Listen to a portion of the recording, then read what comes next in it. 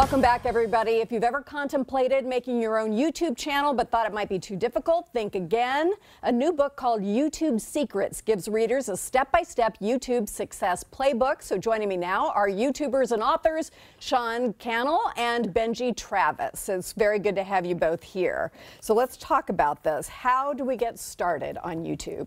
Such a great question. It's not that hard, really. I figured it out myself one day, so I know that anybody can do it. That's right. You ultimately just kind of have to start, like Nike, right? You just have to do it. And, you know, in our book, we talk about the 7 C's of YouTube success. And the first one is courage. Because ultimately, like, we get that deer in the headlights look when we think about going on camera for the first time. So you kind of just have to do it. You have to punch fear in the face, punch perfection. Fear in the face. Okay. And punch perfectionism in the face. Yeah, because it doesn't have to be perfect. In fact, people seem to like it better when it's not. People want authenticity, and they want you to be you. But also, your first videos are going to be your worst videos. So you got to kind of get through that. You know, anything you start out, you're going to be bad at first. But if you keep going, you can get there. So do you want to go through all the C's right now?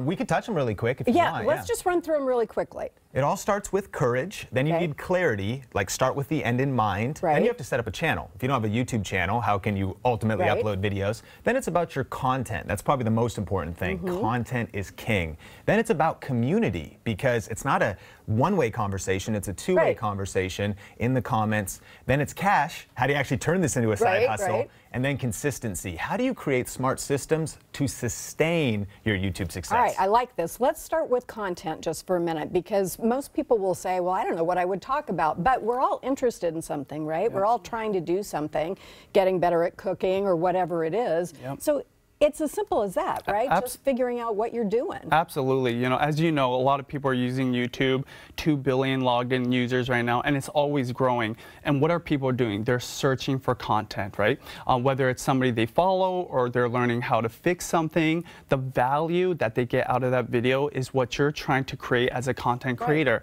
So if you're going to talk about something you're passionate about, think about, like, if there was somebody that's just starting out on this journey in this topic, right? What kind of value can I add to them? So that content, the heart of it has to be value. And if you create that value, that's why people not only will want to watch that video, but continue following you in the future and become a subscriber so you can build your influence. Because it's very useful. I am amazed. I was trying to figure out how to get my key fob open the other day, and there's a YouTube channel about that. Found the guy, and there was nothing fancy about his tapes. It was the information that made it good and made me want to follow him. So the thing I think most of us don't understand is, if you do this, let's say you know, you're cooking or you're doing style or whatever it is, then monetizing it, what does that involve? Yeah, I think there's a lot of different ways to monetize, and we even have so many examples in our community of regular, everyday people who are turning this into side income or even full-time income. And for example, there's Heather, who runs a homeschool channel, and one of the things she does is she'll do a little bit of affiliate marketing through Amazon. If she talks about books, if she recommends things, she links to those. If somebody clicks the link, you get a percentage of that sale when they buy that item. How do you arrange that to happen? You go to the Amazon Associates website, you sign up for an account. They do need to approve it, and that just means you need to be professional, maybe have some momentum on your channel. So that's just one way. Of course, another way. That sounds pretty simple. It's very simple, and Amazon has everything, right? And there's affiliate programs for everything. So another way is, of course, YouTube ads. You do get a little bit of money when you get views on your videos. But then there's other ways, like creating your own products. So take Melanie Ham from our community, who does crocheting, does stitching, and so sometimes she'll create a digital course, maybe $20, that'll walk you through creating a whole pillow or a whole quilt, and she'll let her audience know about that. So now she's in business by just putting together like a small digital course. And actually in the book, we talk about 10 different ways to make money on YouTube. So there's a lot of different streams of income you can create. That's good to know. And we talk about this as a side hustle in part because lots of times people have a job, they have a career, but there's something else they're really interested in, and you can actually make money doing this way.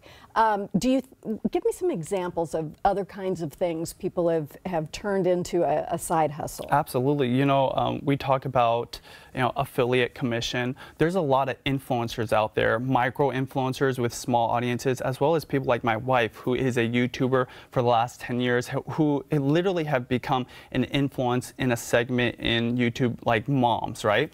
And once you build an influence like that, you gain a trust from your audience, and brands want to work with you. So we talk about Amazon, but there's brands like, you know, P&G and makeup brands, Nike even will want to sponsor you, help you get products into your videos, help you create better content in order to advertise what they're trying to sell. Well, and that's a huge. Who approaches who in that circumstance? Well, it can go both ways. In the very beginning, when I first started in 2010, I would approach a lot of brands because they didn't know what influencer marketing was.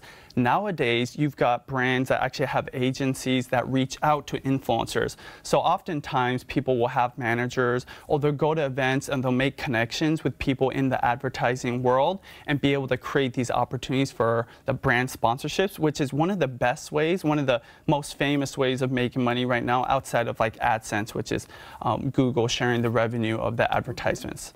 Lots of people are concerned that there are so many YouTube channels now. What could I possibly add that would be new? What would you say to them? You know, Sally Hogstead has a quote that is this, and it says, "Different is better than better." And so I think to stand out, you got to just figure out how to be different. And, you know, you're already going to be different because even if you talk about the same thing, Benji has a cooking channel, but he has a different perspective, a different personality, his different favorite recipes. There's a lot of competition with cooking channels, but a lot of people like food. Do you like food? I think pretty much all of us eat it. Exactly, right? Like we're obsessed. So you think about the size of the market, but then think about how you can stand out in that market. You know, another example is here in Seattle, the home of Starbucks, right? There's Starbucks coffee, which is kind of in the middle. Some people love it, some people, you know, don't love it as much, but it's kind of just, it's consistent. There's Dunkin' Donuts, going to be a little faster, a little bit cheaper, but then there's your local coffee roasters, right? That might have that hipster guy with the mustache and the tattoos. It's a pour over. I can't even believe you're saying this because I was just looking up espresso videos. It's like you're reading my mind. And so those are all, they're all doing coffee. So they're all doing the same thing, but a lot of people love coffee. So figure out how you can be different. That's how you position yourself in the marketplace, by just being yourself, putting out the content that you love, and attracting the tribe that is going to connect with you. How is this changing the way we socialize and connect? Because, you know, once upon a time there were 3 TV channels and you had to convince somebody to give you a show and blah, blah, blah. And now, you know, as you guys did, you can just start up and do whatever you want to do. I love that question. You know, I learned this actually from my daughter, who's 5 years old, and she blew my mind when she would tap the little microphone, actually speak to YouTube to find what she's trying to find, right? Like what she wants to watch. She doesn't even need to know how to read. So you're talking about a whole generation that's not even connecting with television maybe, like they're going into digital right from the get-go. So it's absolutely going to change everything. So you're talking about people literally, like you were talking about espresso videos, or you want to fix your key fob. They know to go to YouTube because there's somebody out there that had that same problem, and there's somebody that wants to fix it, right? That wants to teach you. I just broke my collarbone, and I'm thinking about, it's okay. No, but I watched tons of videos about other people having this experience and what they did to get better. And I feel like it helped me